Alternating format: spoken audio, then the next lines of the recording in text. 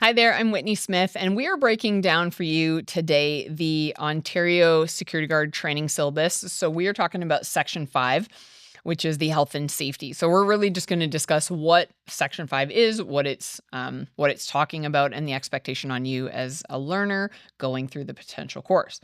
So, this one is 1 hour long. So basically, it's going to go over the policies and procedures of Occupational Health and Safety Act, OHSA, and the Workplace Hazardous Materials Information Systems, WHMIS, are necessary to ensure the occupational safety of security guards and those they interact with.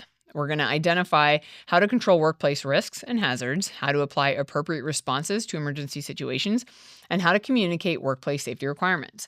So this is going to vary site to site. What is going to be required of you and what you might run into. Health and safety is potentially going to happen anywhere, but some sites more than others. So, here in this, we're going to talk about a brief introduction to OHSA and WHMIS.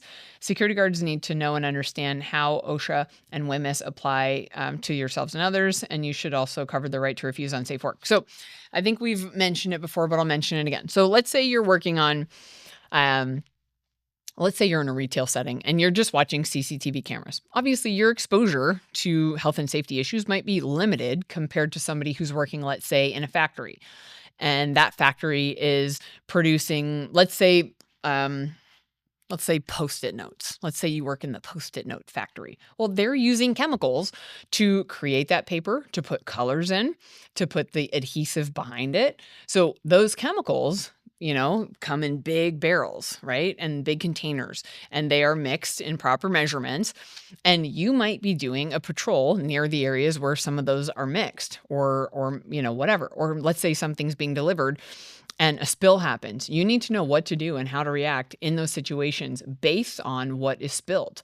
And you need to know whether you're supposed to touch it, whether you're supposed to call in the right professional. You need to know based on what it is, what you need to be careful for. So you're going to learn about those safety data sheets. You're going to learn about what is that symbol? What does that thing mean? I don't know. It kind of looks scary. Maybe I shouldn't touch that, right? So you're going to learn that information here. But again, it's I think this one's it's the 1 hour. So it's only an hour, but it is important that you understand this. Again, if you know the sites that you're going to be potentially working on, where we're speaking about that potential factory situation where you know that chemicals are going to be versus a site that you're not running with them enough, then ultimately, obviously, you still need to pay attention no matter what, but pay attention more if you know you're going to be on a site that has those chemicals, because you don't want to find yourself in a dangerous situation where, let's say you're doing a patrol and you slip and fall on a chemical and you don't know what it is. You don't know what you just fell in, but then you can see the bucket and you can see the symbol on the side of it. So then you might need to know how you're going to react, or how to react to somebody else